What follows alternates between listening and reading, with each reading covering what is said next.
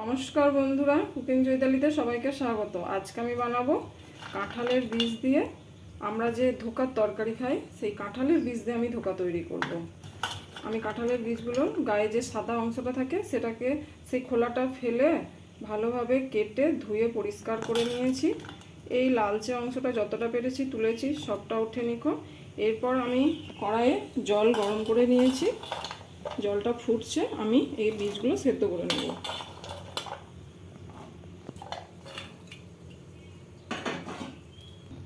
সামান্য লবণ দিয়ে দেবো আর খুব হালকা হলুদ। আমি খুব ভালো করে সেদ্ধ করে নেব।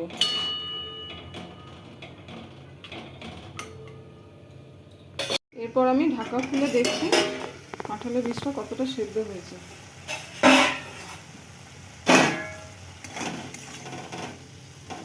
খুব সুন্দর সেদ্ধ হয়ে গেছে।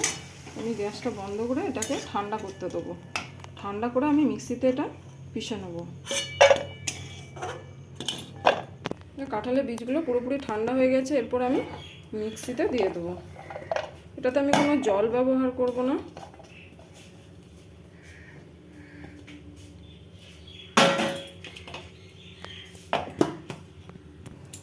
কাঁঠালের বীজগুলো আমার মিক্সিতে পেষা হয়ে গেছে।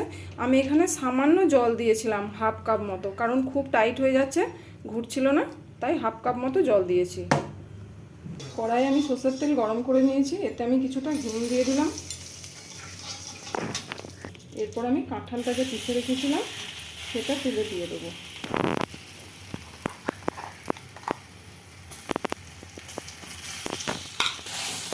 আমি তেলে খুব ভালোভাবে নাড়াচাড়া করে ভেজে নেব।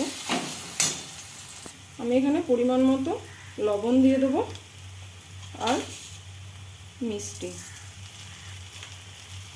আর সামান্য ছোটো চামচের 1 চামচ মতো বেসন দেবো। নাড়াচাড়া করে নেব।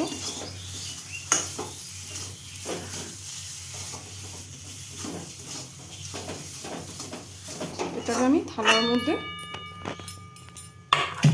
জমতে দেবো। একটু সমান করে নেবো চারিদিকটা। আমি এখানে তার থালার মধ্যে হালকা সর্ষের তেল বুলিয়ে রেখেছিলাম। এগুলো আমি পিস পিস করে কেটে নেব।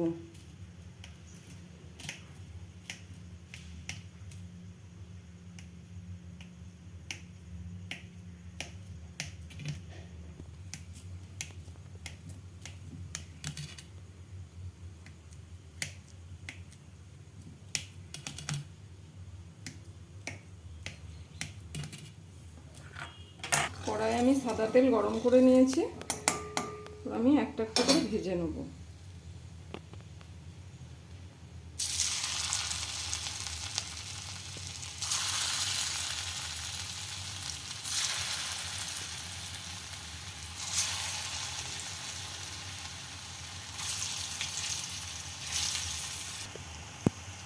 এবার আমি উল্টিয়ে দেবো।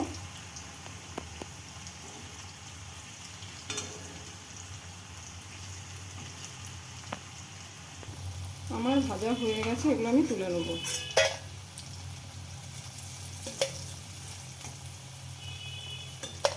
আমি এখানে কড়াইয়ে চিনি দিয়ে দিলাম কালারের জন্য, আর ফোড়নে দিলাম গোটা জিরে, একটা টমেটো কুচি,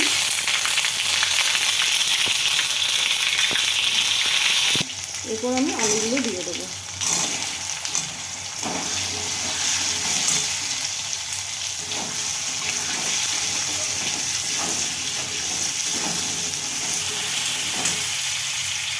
এখানে আমি পরিমাণ মতো লবণ দিয়ে দেবো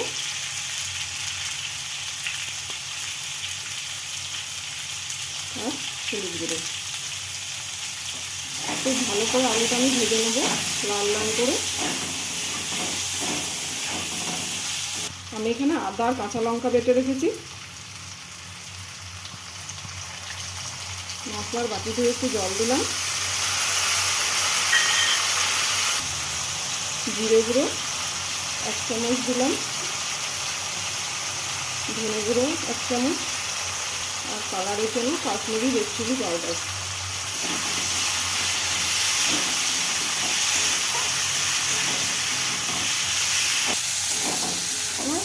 আলুর সঙ্গে মশলাটা খুব ভালোভাবে কষানো হয়ে গেছে, তেলও ছেড়ে দিয়েছে মশলাটিতে। এরপর আমি জল দিয়ে সেদ্ধ করে নেব।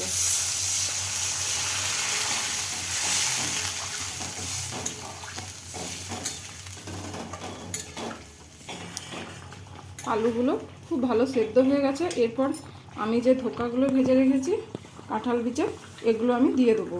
আর এগুলো যখন ভাজবেন হাই ফ্লেমে ভাজবেন, কম আঁচে ভাজলে কিন্তু ভেঙে যাবে।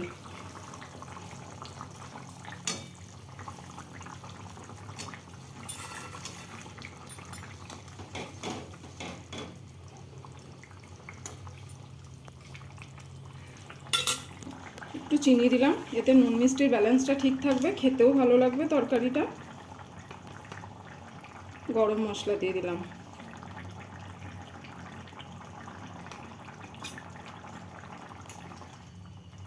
তো আমি গ্যাসটা বন্ধ করে দেবো।